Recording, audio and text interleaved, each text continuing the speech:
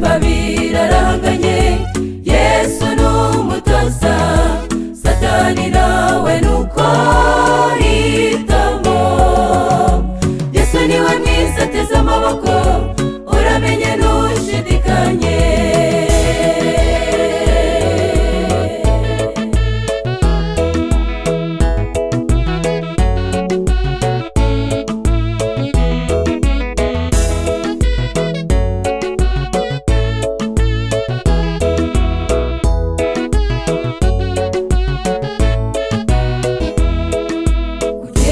Kumutoza Yesu si ikiguzi cyangwa se gutanga ruswa, niyo waba udashoboye aragusindagiza pe.